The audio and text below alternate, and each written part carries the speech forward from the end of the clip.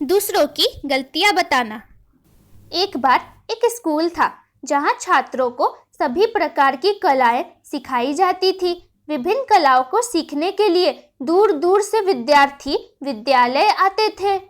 एक लड़का समर था जिसे पेंटिंग का बहुत शौक था और वह बहुत खूबसूरत लैंडस्केप और अन्य पेंटिंग बनाता था। एक दिन समर ने बिना मेहनत के एक पेंटिंग बनाई और पाया कि यह अब तक की सबसे बेहतरीन पेंटिंग है। इसीलिए उन्होंने इसे स्कूल के डिस्प्ले पर लगाने का फैसला किया। सुबह उन्होंने उस पेंटिंग को डिस्प्ले पर रख दिया और पेंटिंग के बगल में एक नोट भी लगा दिया, अगर आपको कोई गलती दिखती है तो कृपया उस हिस्से को काले रंग से घेर दे।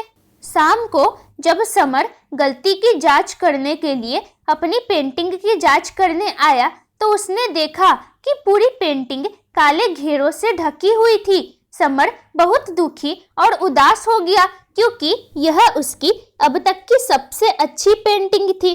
उसकी कक्षा में उसके शिक्षक ने देखा कि समर उदास था तो उन्होंने उसे अपने केबिन में बुलाया और दुखी होने का कारण पूछा। समर ने पेंटिंग के साथ जो हुआ उसके बारे में अपने शिक्षक को बताया। टीचर ने समर को एक और पेंटिंग बनाने और डिस्प्ले पर रखने के लिए कहा, लेकिन उसे पेंटिंग के साथ यह कहते हुए एक नोट लगाना चाहिए, कृपया पेंटिंग में कोई गलती हो तो उसे सुधार ले। अगली सुबह समर ने एक पेंटिंग प्रदर्शित की और जैसा उसके शिक्षक ने उसे करने का निर्देश दिया था वैसा ही किया। शाम को जब समर पेंटिंग देखने आया तो उसने देखा कि उसकी बनाई पेंटिंग में कोई सुधार नहीं किया गया है। वह यह देखकर हैरान रह गया। वह कारण पूछने के लिए अपने शिक्षक के पास गया।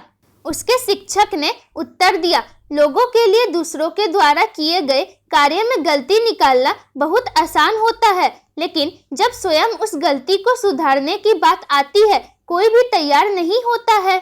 हमें यह समझना चाहिए कि किसी भी चीज को करने और बनाने में अपनी पूरी कोशिश करने के बाद भी लोग उसमें गलतियां निकालते रहेंगे। इससे दुखी या उदास नहीं होना चाहिए, बल्कि अपने लक्ष्यों को प्राप्त करने के लिए कड़ी मेहनत करते रहना चाहिए।